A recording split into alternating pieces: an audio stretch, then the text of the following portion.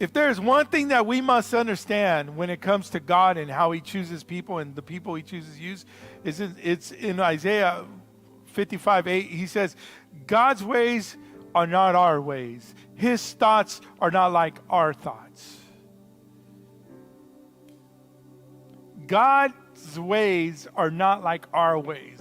His thoughts are not like our thoughts.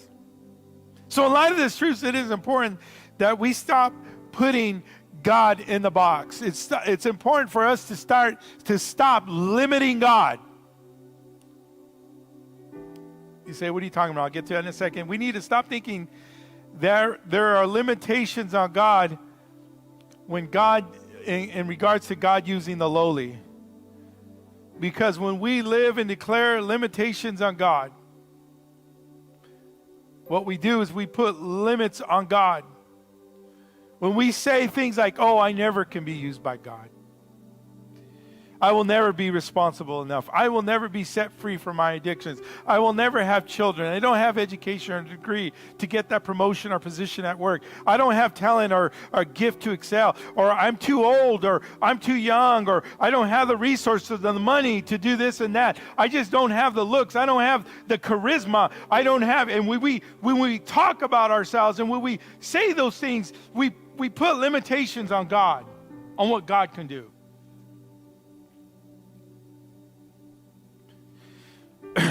If I can, let me remind you, doubt doesn't move God. When we put limits on God, we are basically putting handcuffs on the move of God, because limits and doubt don't move God. Faith does. Faith is what activates the hand of God.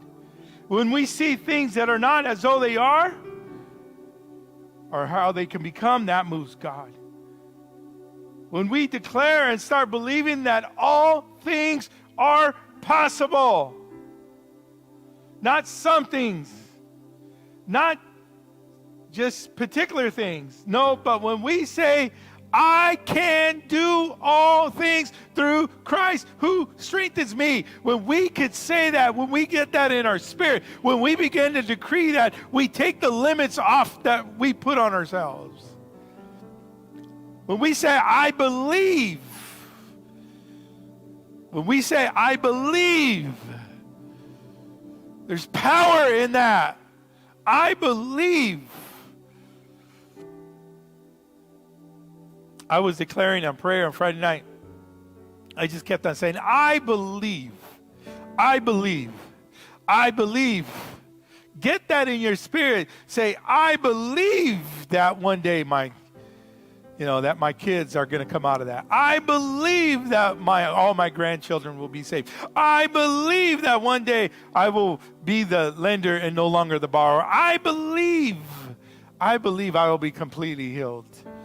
When we start decreeing that and start saying that, there's something that happens. We begin to move the hand of God. Faith moves the hand of God, not doubt. Doubt doesn't move the hand of God. Faith does. And when we begin to say all things are possible, that is when we remove ourselves out of the way. And we let God be God. When we start declaring that I can do all things through Christ Jesus who strengthens me, we let God be God at that point. That's when we start seeing the impossible becoming the possible and reality. Despite how lowly you are, despite how nobody believes in you, no matter what side of the tracks you grew up on, regardless of your level of education, no matter how many times you messed up or your position in society, regardless of all that, let's start changing our vocabulary and our mindset that all things are possible and that you can do all things through Christ who strengthens me. You know, you might say, well, I can't witness. I don't know the Bible enough. I can't share my faith with somebody because I'm afraid.